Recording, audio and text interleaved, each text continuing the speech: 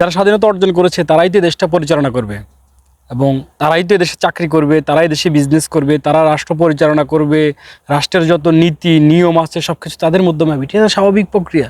তাহলে এর বিরোধিতা করার আসলে কোনো কারণ আছে বলে আমি মনে করি না।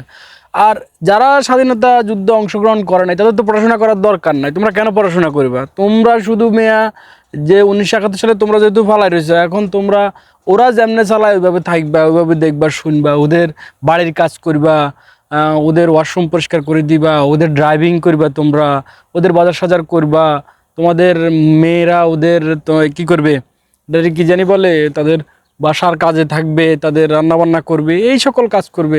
পড়াশোনা করে কি হবে? তোমাদের জন্য তো আসলে চাকরি হবে না। তো তোমরা ইউনিভার্সিটি পড়ার আমি মনে করি না কোনো দরকার আছে। তোমরা বিশ্ববিদ্যালয়ে কেন পড়াশোনা করবা? কলেজে তোমাদের পড়াশোনা করার আসলে কোনো প্রয়োজনীয়তা বলে আমি মনে করি না। কারণ তোমরা তো যুদ্ধ করতে পারো না, মুক্তিযুদ্ধে তোমরা অংশগ্রহণ করতে পারো না, অতএব তোমাদের কি কাজ? তোমাদের আসলে আমি মনে করি না তোমাদের কোনো কাজ আছে। তো তোমরা আন্দোলন সংগ্রাম এগুলো আসলে বন্ধ করো। আমাদের সরকার মুক্তিযুদ্ধের সপক্ষের সরকার। তো এই আন্দোলন সংগ্রাম করে কোনো লাভ হবে না।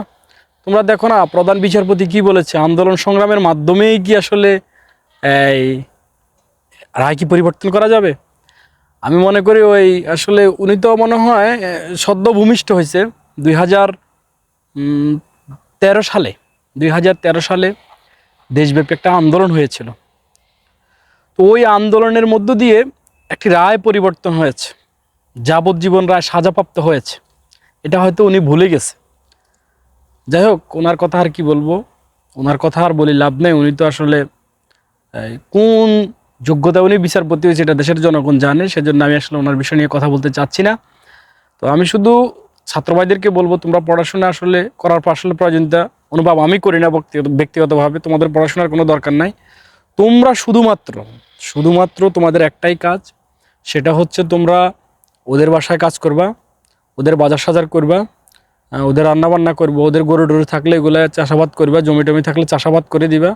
আর কোনো কাজ তোমাদের করার দরকার নাই। পড়াশোনা তোমাদের জন্য না, পড়াশোনা হচ্ছে শুধু মুক্তিযুদ্ধের সপক্ষের জন্য। আর কি বলবো, দুঃখের বিষয়, আর বলি লাভ নাই। তো তোমরা আসলে আন্দোলন সংগ্রাম থেকে একটু বাইরে থাকো। দেশের আন্দোলন সংগ্রামের আর দরকার নাই এগুলা। এই আন্দোলন সংগ্রাম দিয়ে আসলে তোমরা কিছু করতেও পারতো না।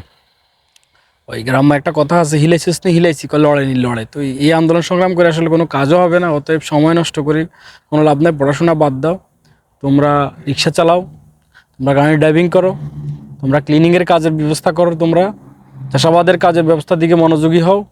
তোমরা এই সকল সব কিছু বাদ দিয়া, আন্দোলন সংগ্রাম বাদ দিয়া, পড়াশোনা বাদ দিয়ে তোমরা এগুলোর মধ্যে একটু জড়াও।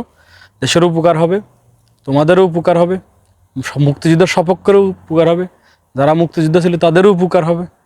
অতএব আমি মনে করি সেটাই ভালো হবে। তো আন্দোলন সংগ্রাম বন্ধ করার উদ্ধত্ত আহ্বান জানিয়ে বিদায় নিচ্ছি। আল্লাহ হাফেজ।